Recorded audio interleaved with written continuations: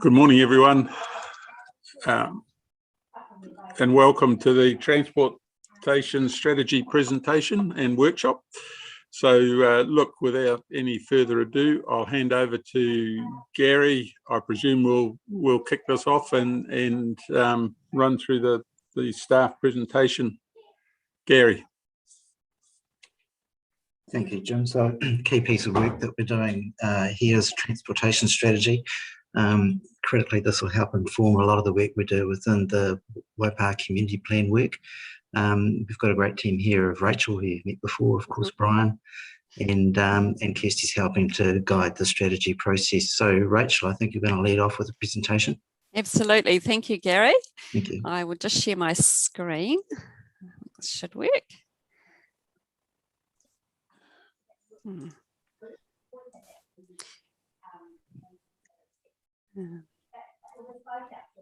Just pause a moment. It's moved up there. Sorry. Right. Kia ora koutou. Mayor and councillors, thank you for the opportunity to speak to you about the transport strategy. Last week we came to SPMP committee and presented to you the Waikato Regional Transport Model results and discussion around the Cambridge Third Bridge. Today is about presenting the draft transport strategy for discussion and feedback. So we have a bit of a workshop outline, going through the purpose, the project, how it was developed, the structure, vision, objectives and outcomes, priorities, next steps and questions and feedback. So the draft strategy is an update from the 2010 strategy in line with current policy, growth and community outcomes.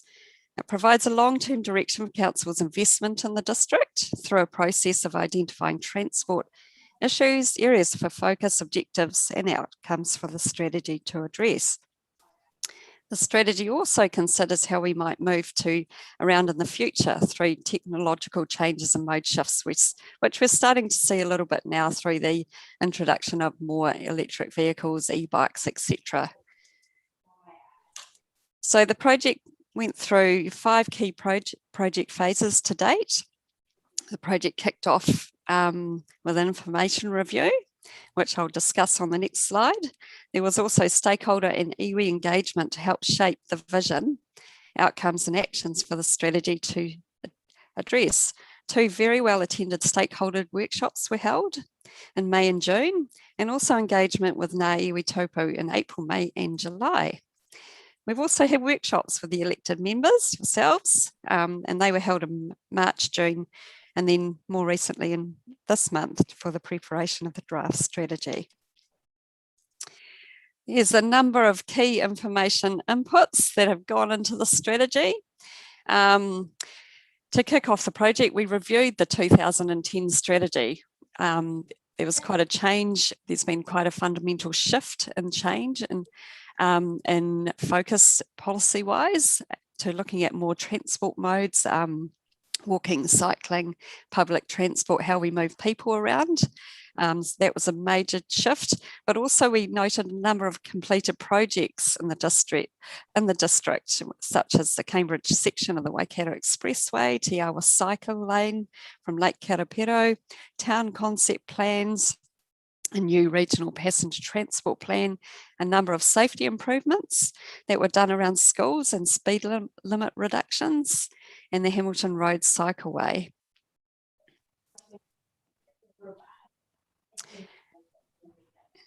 We've also run the regional transport model to understand future traffic scenarios.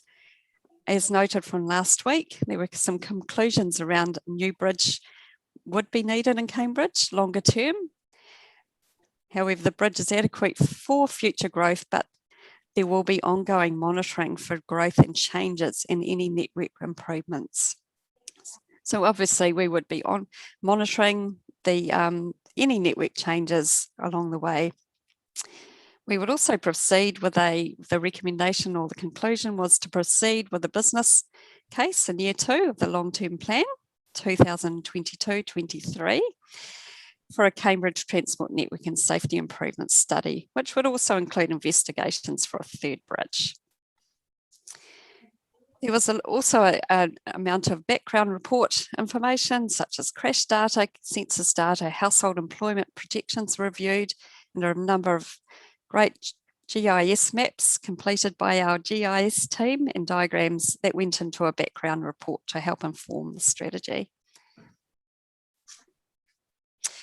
As I said before, there's been quite a policy change shift nationally and this, regionally and district-wide.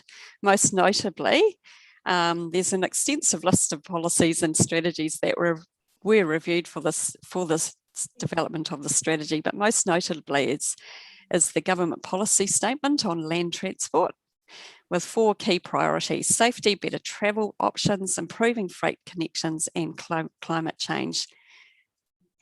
At the regional level, we have the Waikato Regional Land Transport Plan, which prioritises regional transport activities, and obviously Waipa is a part of that for national land transport funding.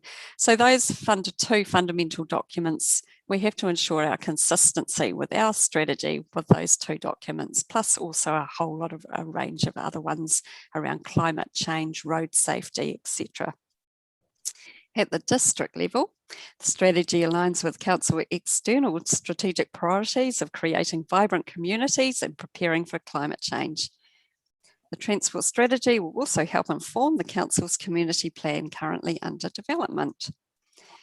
A key basis for the strategy, and it's a really important component, is the intervention hierarchy, which looks at integrated planning, managing demand through promoting transport modes and making best use of existing system without looking at the need for new infrastructure. Historically, we've jumped into the bottom box, which is the new infrastructure box, without considering how we actually manage transport demand or plan better. So the Auckland motorway is a really good example of this, where we've just added on traffic lanes without considering how people are moving around the region.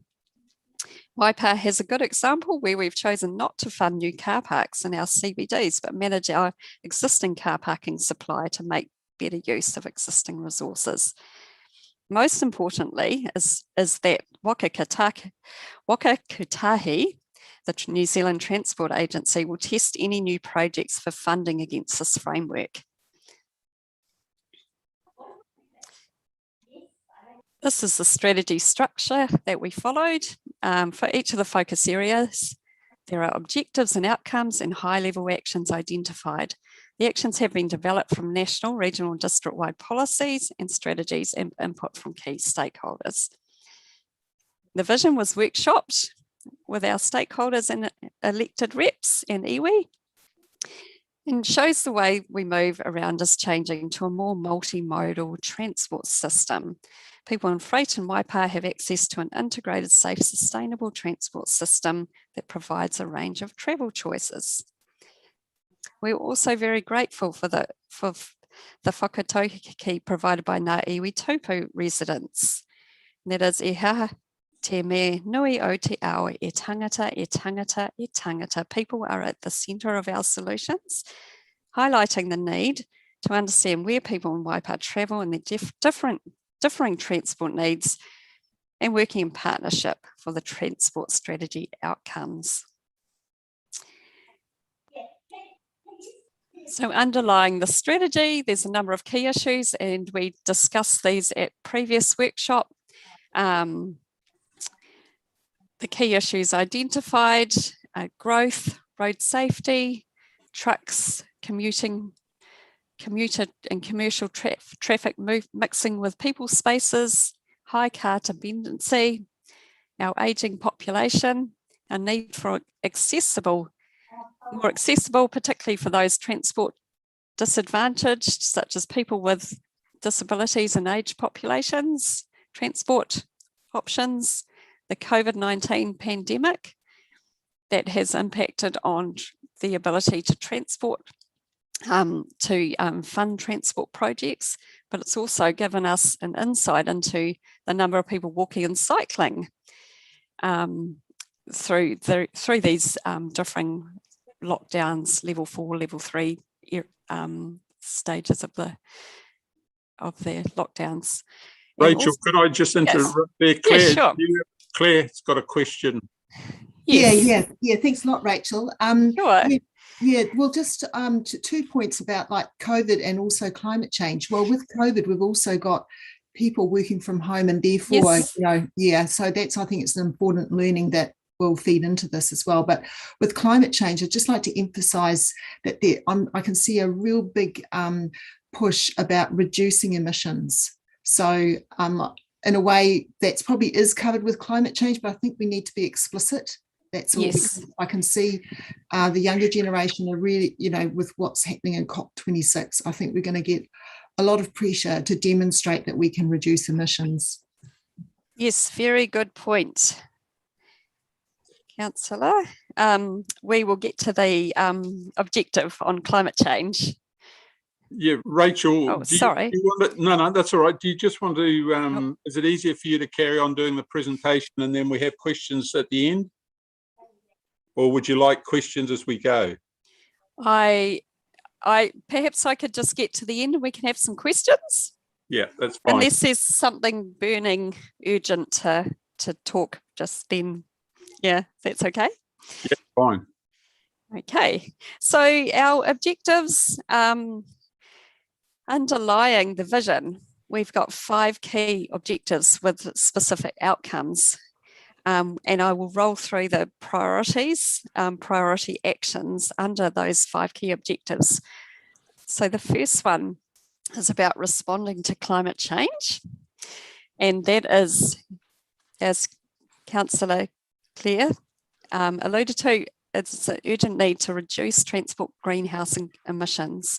There's a strong target to get to zero carbon emissions to 2050. And this is about reducing transport greenhouse gas emissions. Council can play a role in providing leadership in terms of what we do as a council, in terms of reducing our greenhouse gas emissions, investing and looking at EV cars, how our people travel to work, working from home arrangements, those sort of things. We can also prioritise walking, cycling and public transport to encourage the mode shift, and monitor the network to ensure its resilience to natural hazards and extreme weather events such as heavy rainfall and storm events. Our next priority is supporting growth, economic development and regional connections. The One Network framework is about protecting transport corridors and prioritise important freight routes to support our industries and our economic base, and also prioritising active modes, public transport, people spaces over private vehicles.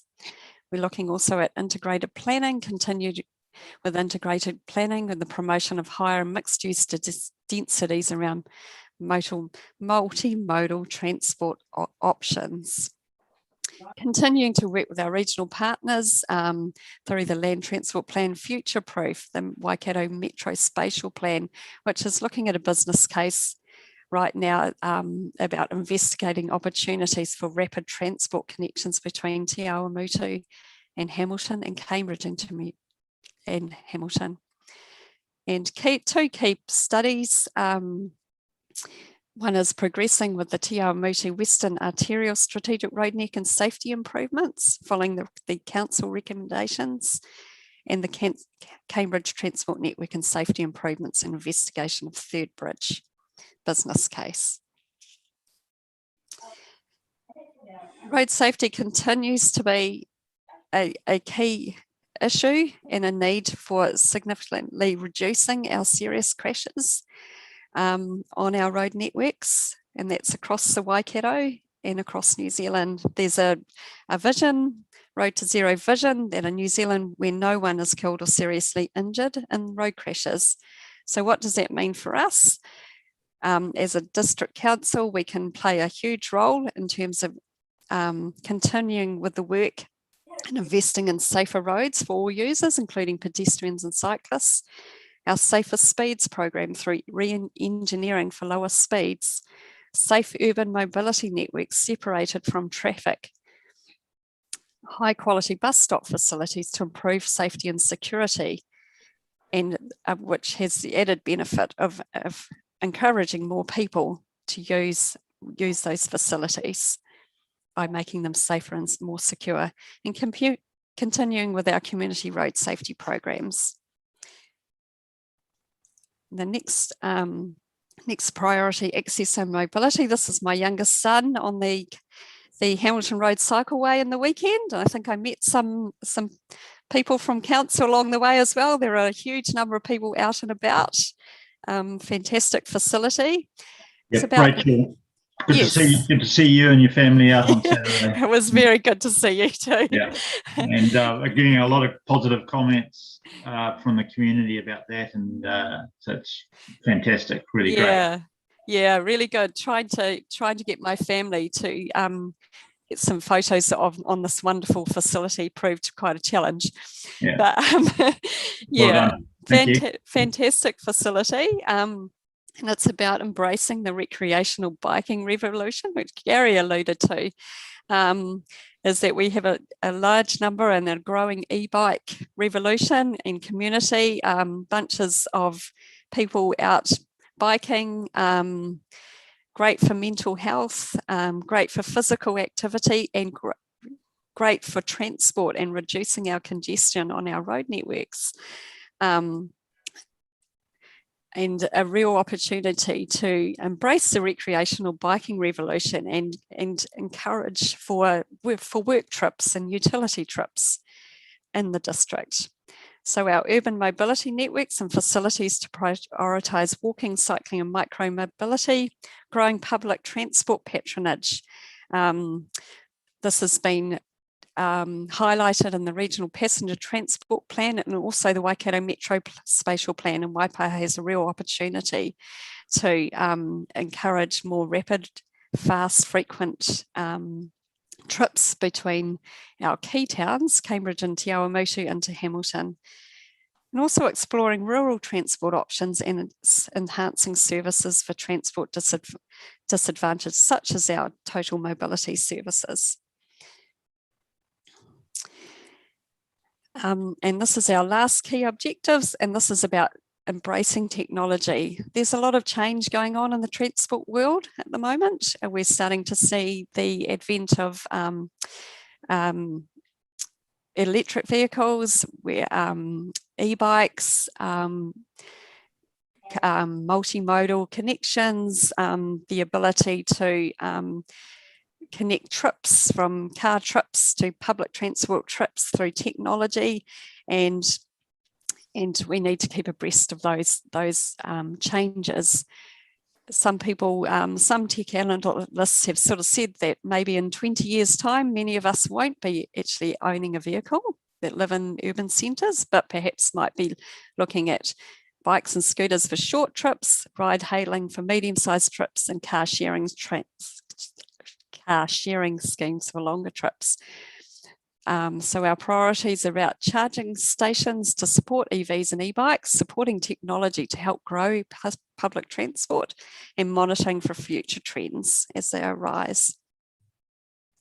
So the strategy, it's basically a range of high-level actions. We will have a number of monitoring indicators identified in the strategy. The implementation of the strategy will be through projects such as the Regional Land Transport Program, the Passenger Transport Program, the Metro Spatial Plan, the Waipaha Long-Term Plan, the Transport Asset Management Plan, District Plan, and Waipaha Community Spatial Plan work that is currently underway.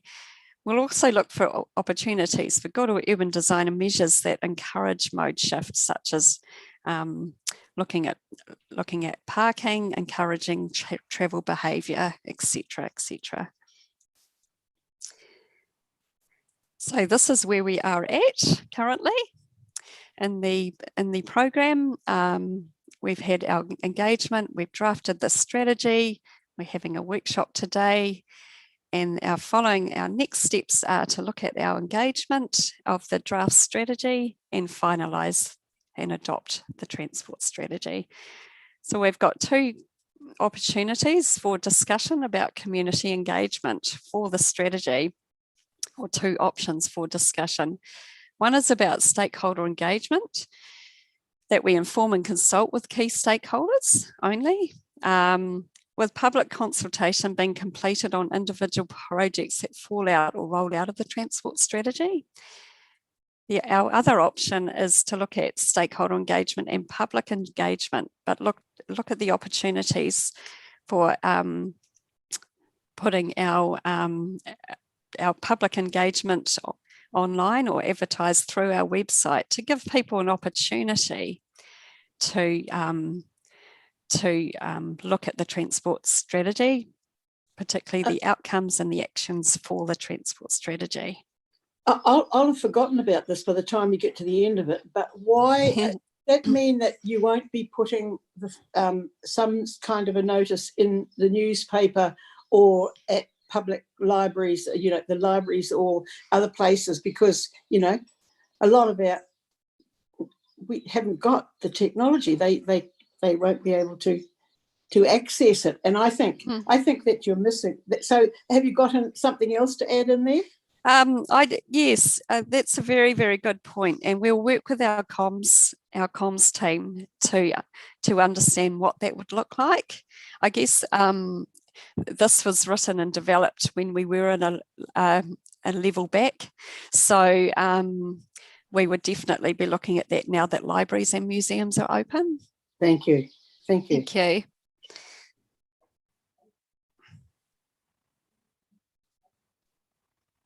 Rachel, I've got a question. Yes, sure. Where does RATA sit amongst this? Like, do they have input into the strategic plan or anything like that? I could perhaps answer that one.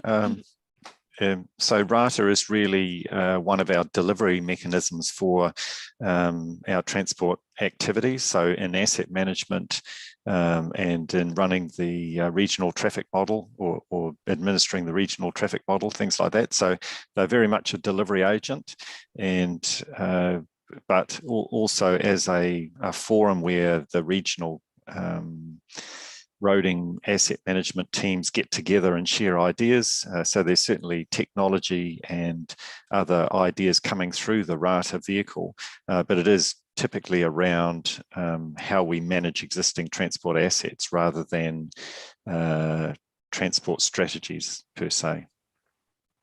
Okay, cool.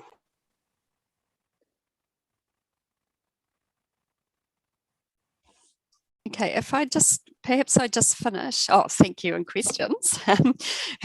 You've finished.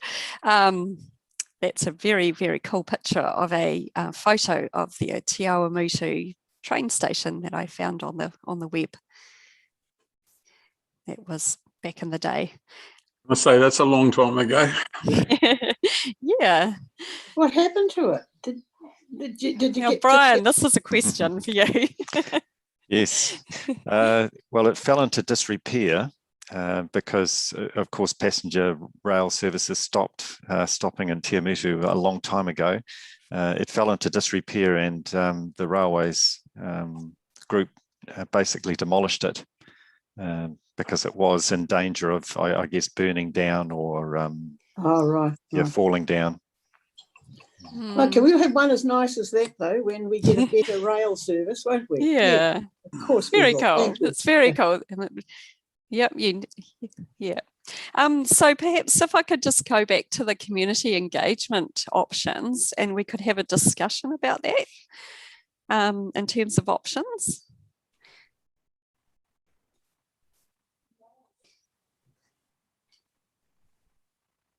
Well, Rachel, it's clear again. Hi, Claire. Yeah, I'm in favour of the second one, so that we get more public engagement as well, because I think that it's a really important strategy, and we've got to get good buy-in from people, and also if people understand what's being proposed and the detail behind it, these issues that we've had that are quite challenging for communities when it's big changes to what they're used to, I think it'll sort of smooth the way a lot more. Okay. Yeah. I do have some other questions, though, about the strategy itself, because I noted that there wasn't any mention for cycleways of the Pirongia Cycleway. Now, I know it's not intended for a commuter route, although maybe it might be sort of extended in the future to make it more suitable as a commuter route, maybe along Frontier Road. But I do know that, like the Te Awa Cycleway is mentioned, and the Pirongia Cycleway group do feel that there isn't enough visibility given to this project. Yeah, absolutely. Thank you, Councillor Clare. And then just another sort of point is with the move to EVs and reducing traffic volumes, there is some questions being asked, well, how are we going to fund the maintenance and extension of our roading network in the future? Because there's a big reliance on, the taxes that are raised through petrol and diesel sales and road user charges. And I just think it should be sort of signalled in the strategy that this is an issue that we're going to have to look at. Now, whether or not it will be determined at a community level or at a government level, but I'm sure there'd be a lot of consultation and discussion about it. Yeah. I don't know if it's too early to do that. Yeah. And I agree with that, Claire. I've been thinking for quite a while that our board will have to look at the way we spend our money, and because climate change has now climbed right to the top of the concerns of the whole world, so we've got to be in there. So, and I just think more when we're looking at our finances and we're looking at what's priority, it's got to be climate change. We've got to look at how we spend things, and I think Waipa's done very well with a lot of luxury items and very good facilities, but it's time to show a little bit of not interest, because we're very interested, but we really do have to look at how we spend now and make sure that we get this climate change into place. And it's not only because it's called climate change, it's because the very lives of our people are in here. So yeah, I agree with you. Thanks, Hazel. I've got Philip and Mike wanting to speak. I can only see a small number of people at the one time, so if you could put your hands up, the little yellow hand, that would be helpful. So Philip and then Mike. Yep, thanks, Jim, and thanks, Rachel and the team for today's presentation. I've got a few questions, but I'll ask one for now. Don't want to hog things up. With the engagement and adoption, what's the sort of time frame you're looking at here? Because with the current levels that we're in, were you looking at doing engagement through Facebook and things like that, or is it going to be seeing people face to face? Outside the BNZ street, those street pop-up desks are really good, talking to the community and things like that. What sort of time frame have you got, and how were you wanting to meet people face to face, if we're allowed to, with the different levels and things like that? So that's one question anyway. Yeah, good question. And we're still working through our Kate's obviously very new to Waipa, and we'll be working with Kate and kicking off a comms plan as to what that might look like. We're anticipating that we could do public engagement, stakeholder engagement, November, December, and look at indicatively adopting the transport strategy in February next year.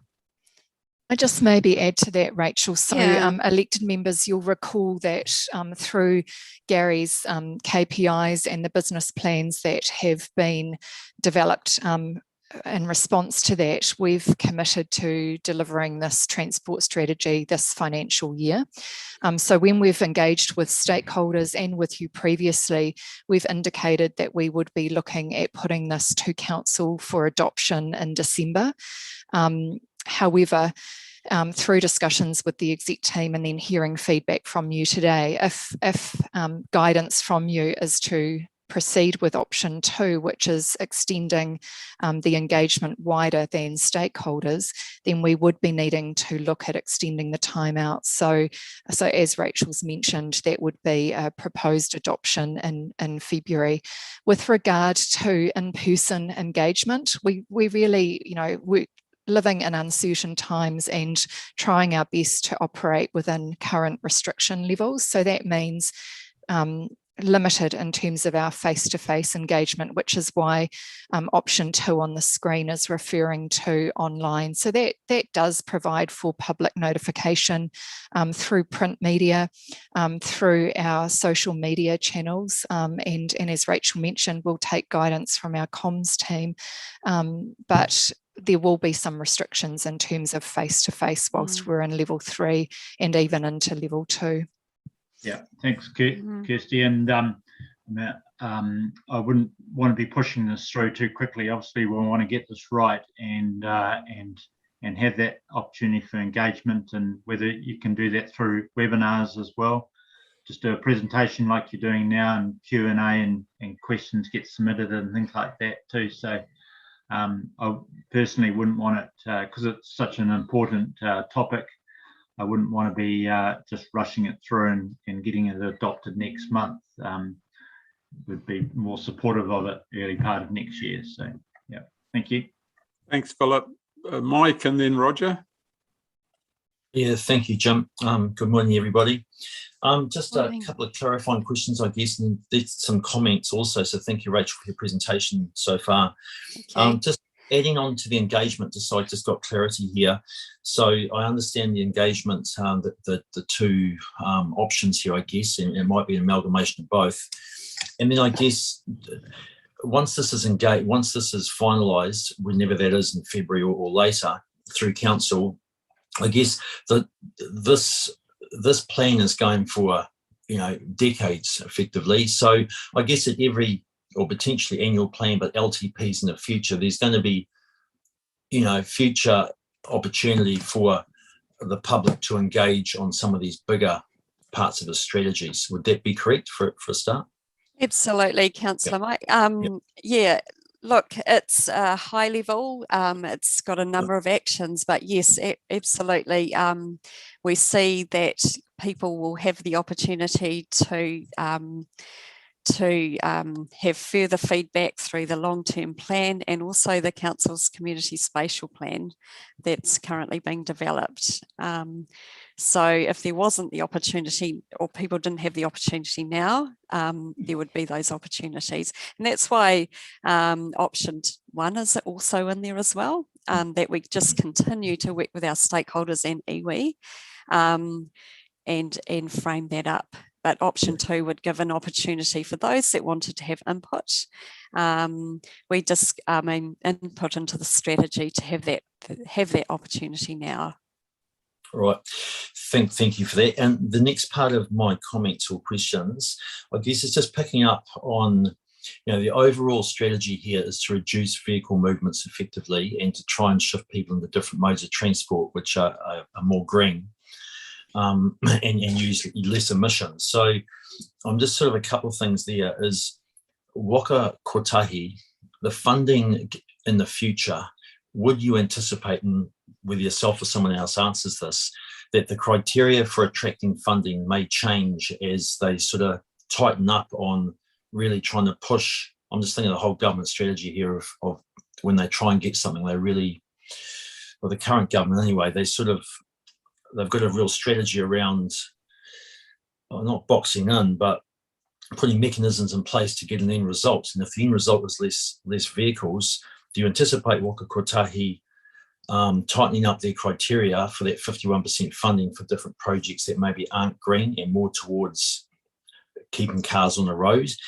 And the second part of that is then with this third bridge, I guess just hearing this, I've got increasing concerns that in 30 years' time, when this, let's just say, for 30 years' time, when this bridge is not fit for purpose, the governments, whoever's in, would have expected that we've massively reduced the amount of vehicles on the road, not increased them.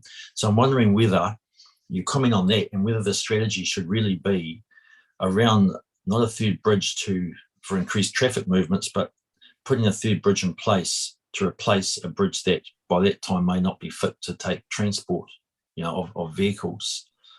So the end result might be the same, but I think if we keep banging on about more traffic movements there for a third bridge, we might end up finding ourselves, not us maybe, but councils in the future might find themselves hamstrung by the fact that waka kotahi say, well, actually, based on demand, there's not, but based on the age of the bridge, there is a rationale for a new bridge.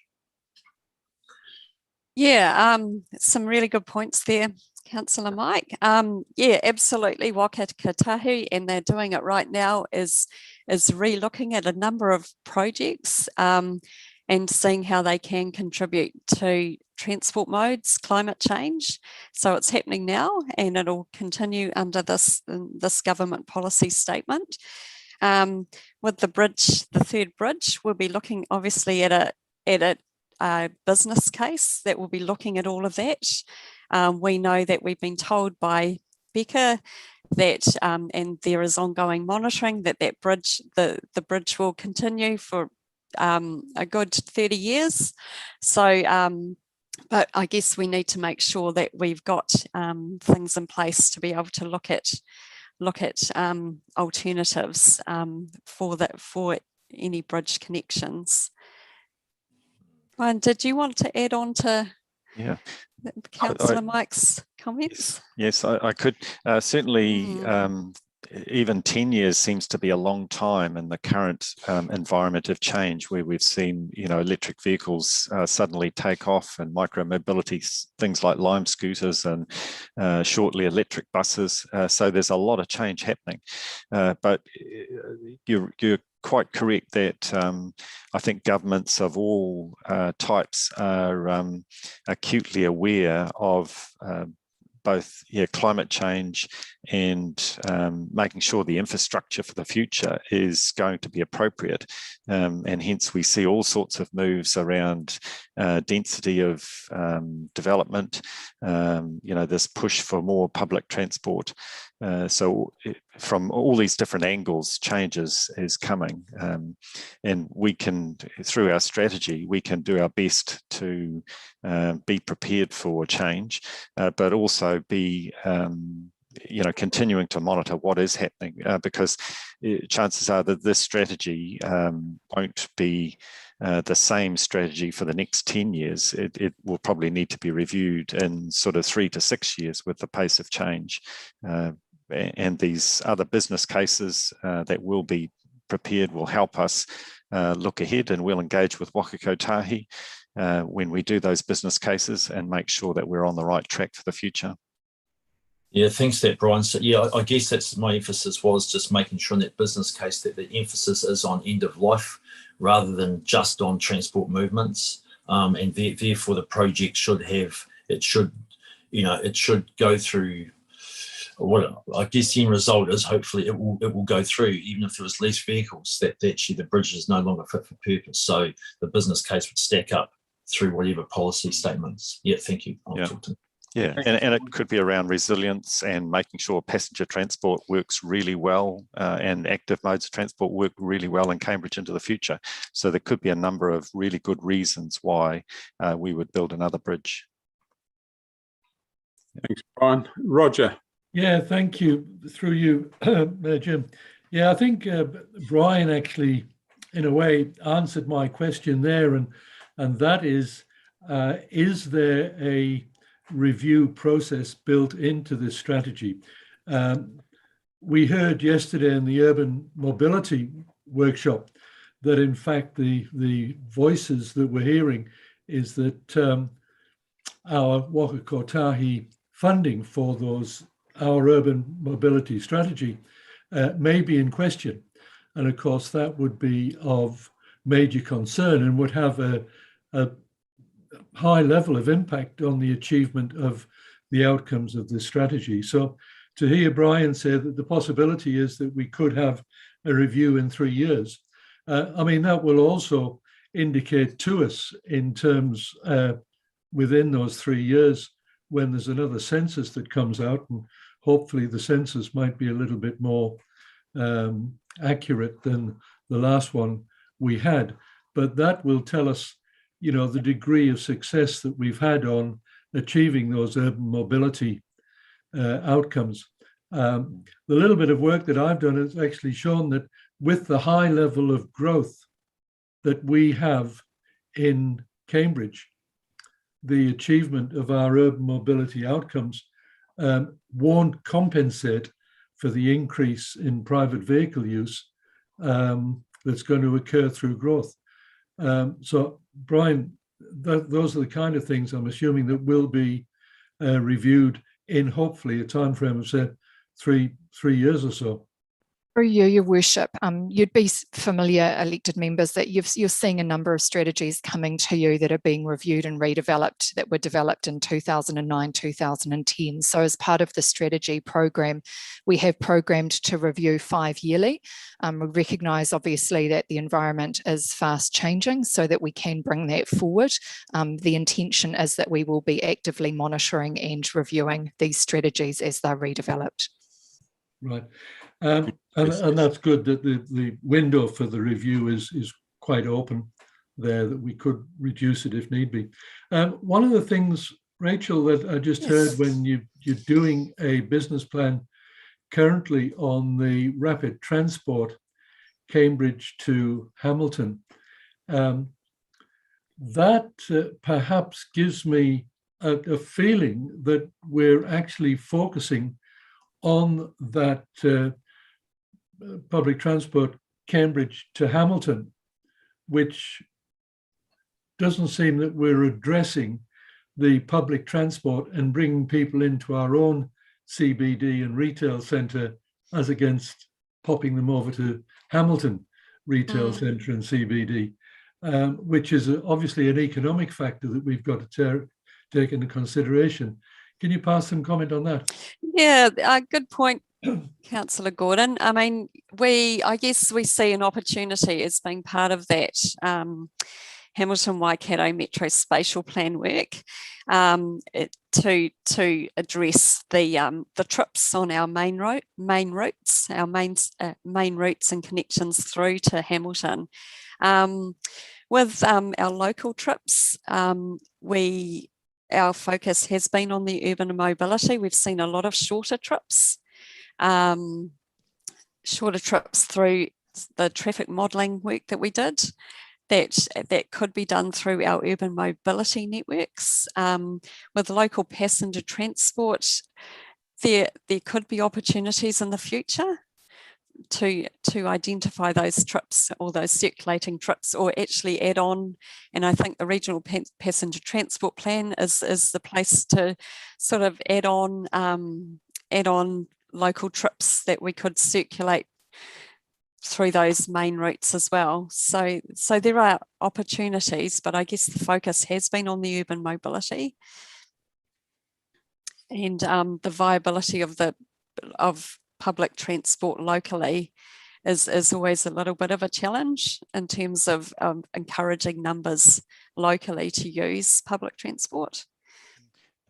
And if I could just add, Roger, so certainly that the Hamilton Waikato Metro Spatial Plan, yes, it is looking at those big links for the high volume people movements between centres, but the success of those types of services will be also very dependent on having good local bus services which connect people up for that. So yes, you might have you might be wanting to get to university as a student, but you might need a local bus service that connects you to an express bus service that gets you to the university.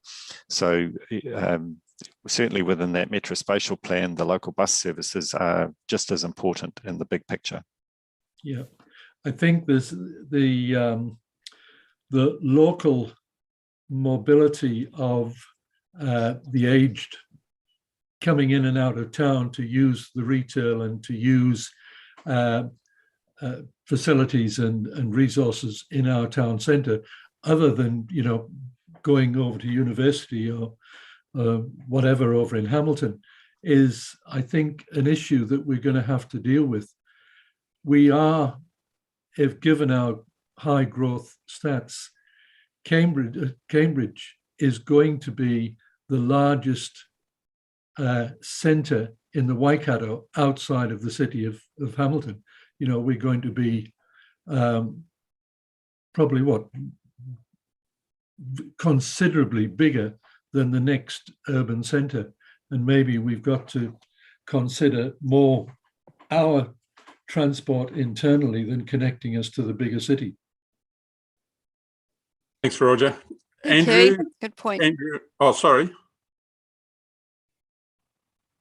Was there some other comment? Andrew and then Phil. Thanks, Jim. I've just got a question about ride hailing, which you know, is a potential something in the future. Do I take it that's sort of a bit like Uber? It'll be an app and a bit like Uber as to how it works, or it's not something that's actually working at all at the moment, is it? It is kind of like Uber. And like in Hamilton, they've got cars parked on the side of the road now, so you can go and just go and walk up to a car and use it, and then go and park it somewhere else too. So, you know, it's all happening, but our sensors are too small yet for that kind of technology. Yeah, as I understand, there is a number of trials going on with particular things like ride hailing, hailing for rides and on-demand services, those sort of things. We would be looking at those trials, learning from those trials, and seeing what opportunities we could have for Waipa in the future. Okay, yeah, thanks. Is anyone keeping an eye on what's happening with driverless vehicles? Certainly, the transport team are keeping an eye on that, and there's lots of research going on around the world, and including in Australia, because driverless vehicles will come, and then the road network and sometimes even the markings that are put on the road all have to be designed to help guide those vehicles. So yes, there is technology coming. There is thinking in the industry about how would we accommodate those types of vehicles. So it is just a matter of time, I believe.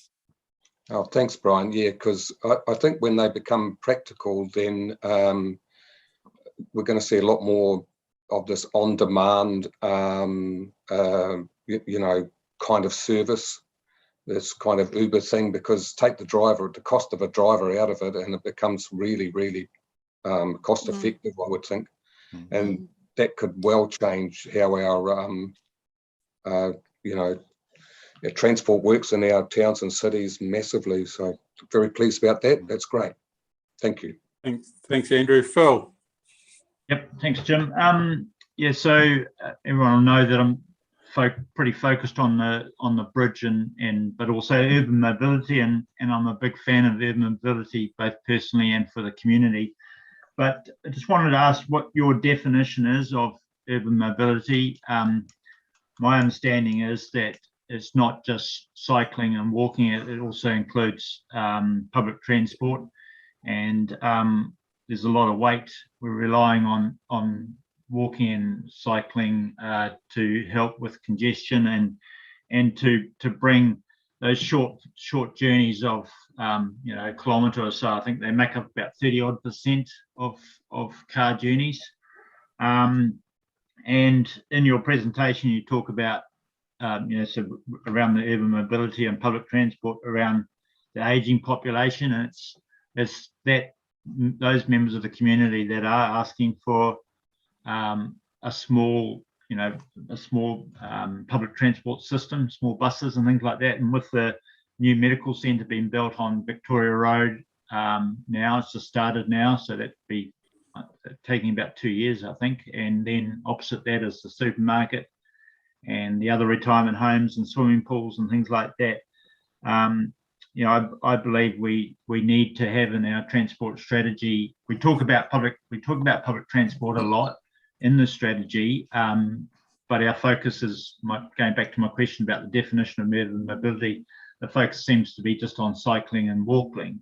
But we've got to cater for all age groups, because the age population can't walk and bike necessarily, but they need a bus to go on. So So what is your definition of urban mobility? And we've got climate change and things like that. We've got all the talk in there about public transport, but we're not actually, it doesn't seem for Cambridge Pacific or Te Awamutu Pacific, we don't seem to be, correct me if I'm wrong, making that a priority as a town Pacific. We've got the tier 1 to Hamilton, and then the tier 2. This is how Hamilton City Council described to us the different tiers of transport. So introducing a tier 2 system to our towns for the aging population to get to these new facilities and things like that. So yeah. I guess I could answer that. So there have been a number of changes, planned with the, first the bus service. So we did the passenger transport business case, and we looked at how we could improve those services. Obviously the first steps are, greater coverage of Cambridge with the existing bus service, and then evaluating how well that works before moving to the next stage. In Te Awamutu, extending all the bus services to Kihikihi under the next contract, so that we've got that greater linkage between the two towns that links people up to local services.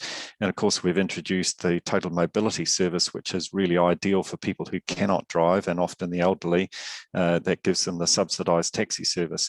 So there are steps in those directions, and we'll certainly be looking at what are the next steps. We know that Hamilton City are about to embark on demand type trials, and we'll be able to learn from that and see whether something like that is worthwhile for Waipa, or it may be for the elderly sometimes just a greater emphasis and expansion on the total mobility service might be a great way to do those door-to-door trips that older people often want to do without long walks to bus stops and things like that. So there certainly are options on the table there for us in the future. And thanks, Brian. And we've asked many times, is there any data now from the new bus card of passengers from Leamington to Cambridge just using the bus for that service? Is there any data for that? And yesterday I saw a lady getting on at the town hall, getting on at the bus at the town hall, heading into Cambridge. Obviously, must be going through to Leamington. Has there been any data on that new card? What's the name of that card? I can't. Sorry, I forgot B card. B card. Is there any data on that? Yes. We are getting some more data, and actually there's a paper in the Service Delivery Committee meeting next week, which has got some information for you on that. Oh, good. So Liz, you were wanting to speak, and then Lou? Liz is, yeah. And then Roger, sorry. Yeah, sorry, got a little bit distracted there. Hey, yeah, look, just really quickly, I just want to support the comments that Andrew made around the future. In terms of on-demand driverless cars, I can completely see that this is going to be our future. So we will be continuing to update our strategies and look to what new technology is all around. But the work that the Regional Connections Committee is doing with Regional Council, My Way, all those sorts of things, I feel like they're all coming, and I guess we can, we want to continue our work on a strategic level, but I don't want to lock ourselves into anything that's just current and going to be outdated really, really quickly. I just really feel strongly that technology and everything that's in front of us that we don't even know about is coming really, really fast. I know lots of trials overseas around these driverless cars and things at the moment as well. So I just want to make that point. I know it's frustrating, that we can't get that urban transport for our community right now, but we have options. I think they're good options. The work that's already been done, it just feels to me like we're on track. I don't feel like we're missing out. There's lots of options for people if they need to get in and out of town, and certainly the work that we're doing on the cycleways. I don't think there's any question here that it's just for cyclists. I know some people feel that way, but it simply isn't. We've been always talking Our urban mobility has always been about walking. It's been about, people on mobility scooters. It's always been including cyclists, joggers, everybody. I don't feel we've ever been, trying to just point it at any particular small sector. So I just wanted to raise that. Thanks. Thank you. Thanks, Liz. Lou, and then Roger. Yeah, thank you very much through you, Mayor. I just honestly feel that we need to consider that option too and get hold of most of our stakeholders. Something that we seem to forget with urban mobility, and I believe strongly that it's not just moving people around cities and towns. We've got to realise that most of our service industry have vans and utes and everything else that have to go out and service, and we've got to look at that and have their stakeholder input as well, because they are a critical part of our industry and infrastructure in this whole operation. And we've got to just not moving people to go to retailing or whatever. We've got to accept that they can't do it on cycles or anything. I was an ex-serviceman, and you have to have a ute with all your equipment on it and get around and service tractors or whatever we were doing. And these sort of people have to be consulted. So I really feel that that second option for stakeholder is vitally important for all of us. We must consult with our public before we put all this infrastructure in place and get their input so that they know and are taken along with us to be able to design this properly. Thanks, Lou. Roger, I'm mindful that we are running over time here, but it's a pretty important strategy that we're talking about. But Roger, you've got another comment, and then I've got a question, and possibly both of Brian and Rachel, and that is, what form of monitoring is built into the strategy? And two parts to that. One is road counts, and I know for one reason or not, Brian, we didn't meet up to the annual road count, but with getting the success of this strategy, then having annual road counts on those key arterial routes so that we can monitor the success. And I'll ask the second part as well before you answer, and that is monitoring of the success on the cycle routes. That's more difficult, I know, but surely if urban mobility is going to be one of the key strategies, then we must have some annual monitoring to see how effective that is in achieving mode shift that's going to contribute to the success of the strategy. Mm. Yep. So you're quite right there, Roger. We have an annual traffic counting program on key routes, and we have, through COVID and through being let down a bit by our contractor who missed some counting in a year, we have got some holes in our counting program, but we are reviewing that. We're looking to, if anything, trim that back to counts mainly just on our arterial and collector routes, and do less of the local roads, which are low volume, and there is less importance, and only count those roads when there's a project like a road reconstruction or something, and we need more detailed data, but concentrate on the most important roads to make sure that we don't miss any counting there. And then in that walking and cycling, we've been working with the University of Waikato to develop people counters and cycle counters that are internet connected and relatively cheap and quick to put out. So we've got a trial running of those in Cambridge at the moment to see how that works. But there are other options for counting, which are developing quite rapidly, like very small cameras that count and can differentiate between a pedestrian and a cyclist. They don't actually record any footage, so there's no privacy issues because nobody is actually recorded by the camera. It's just the presence that a cyclist or a pedestrian passed a certain point at a certain time. So all of those options are out there to help us monitor the uptake of walking and cycling. Oh, that's good. And interesting to hear that you're already doing a monitoring on an existing cycle route. Be very interested in that. You say you got a report coming in the next service delivery meeting. Be really interesting to get some idea of what that's showing us. Yes, yeah, we could do that. It is a work in progress because it's new technology, and we're working with the University of Waikato Engineering Department and students to trial that and see how well it works. Good. Yeah. Thanks, Brian. Claire. Yeah, thanks. And just on the monitoring side of things, I'd love to see some targets set for reducing emissions, or like, you're doing the counting, but could there be some analysis then says, right, and because of that, we have reduced emissions by this amount, or it's due to the design work that we've done? Like, is there any way to link the implementation of these strategies and the design work that you're working on to sort of demonstrate those outcomes? So just taking that little bit further.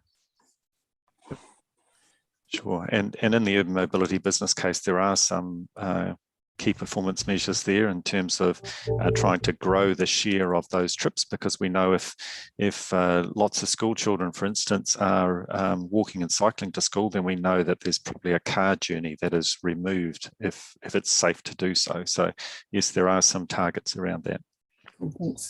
Thanks, Brian. Graham. Yeah, thanks, Jim. Just want to reinforce what Lou's talking about. While the focus has been about moving people in and around our towns, we have another big market, and he brings it up. Millions of tons of exports and imports going through our towns, both towns, whether we like it or not.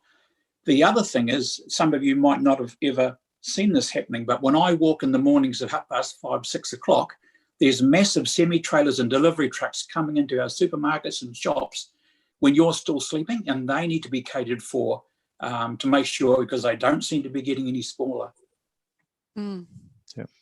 No, you're quite right. And in the strategy, we're very conscious of our primary industries and the economic base of our district.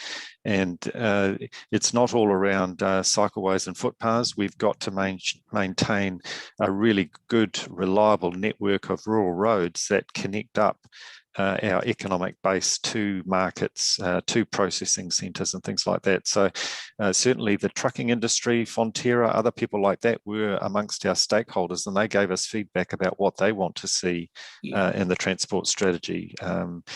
Good, safe rural roads that are efficient, the correct speed, safe to get markets, products to market. And the tradespeople and all the others that support the industry connected.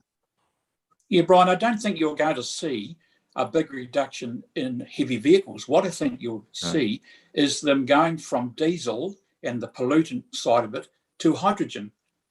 The big trucks can't take electric. The batteries will go flat in 20 minutes. Yeah. And that's what's going to happen. So I think that's where we're going to get that reduction in the carbon emissions from the heavy transport. Yep. Thank you. Thanks a lot. Thanks, Graham. Okay. I think we've had a fairly good go round on the strategy. So, Rachel, you're looking for an indication from us in terms of the options for the stakeholder engagement. Is that right? Absolutely, Mayor. I've heard that there seems to be a lot of favour for option 2, but I just want to be clear that that's the option that we would be taking forward to work with our comms team on development.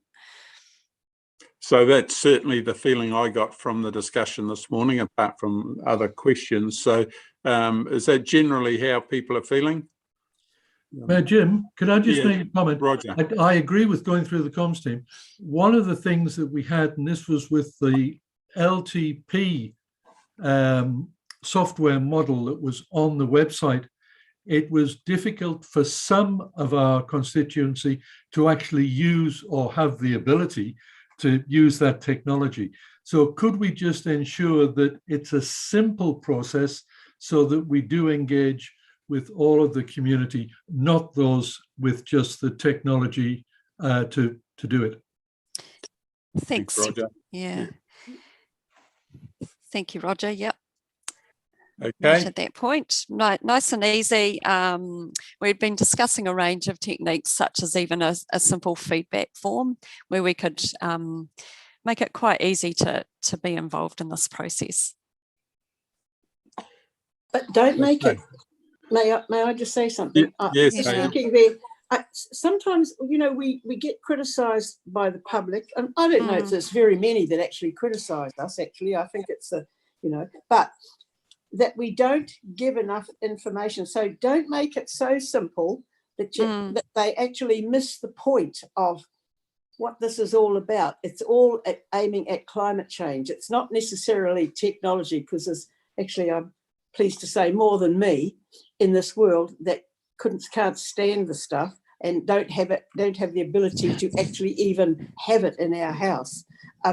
So, you know, I think that, yes, don't miss it. When you're making it easy and simple, just make sure that the aim of what this is all about isn't missed out. Okay. Right, thanks, Hazel. Okay. So no other comments or anything you need from us, Rachel? No, thank you very much for a really great discussion and lead for the transport strategy. Thanks, Rachel. Thanks, Gary, Rachel. Thank you. did you want to say anything? Not really, Your Worship, but Kirsty, I just wondered if you could cover the next steps. So when will the council next be engaged with this process? So look, now that we've got that guidance from elected members about the process for engagement, we will be working with Kate and the comms team to develop up that engagement strategy. We can share that with you through the Friday mail out, so that you've got some oversight as to what that looks like and when we will be connecting, how you might be involved. And we'll come back and provide an update as to meeting dates for coming back and sharing that feedback with you and confirming that adoption date.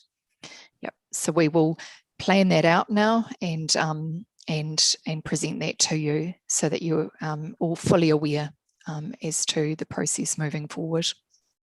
And just one final comment, maybe, Kirsty. Given the consultation process, we're now going to go through all the engagement process. We indicated that it's likely to be February before this is adopted. Any knock-on implications of that? No, don't see any knock-on implications in terms of the completion of the project. As I mentioned earlier, we've committed to delivering this in this financial year. We are working closely with the project team who are leading the development of the community spatial plan. So Rachel and Brian have been involved in feeding back and inputting into that process, and we see that will continue. So don't see this as creating problems in other work streams. Thanks, Kirsty.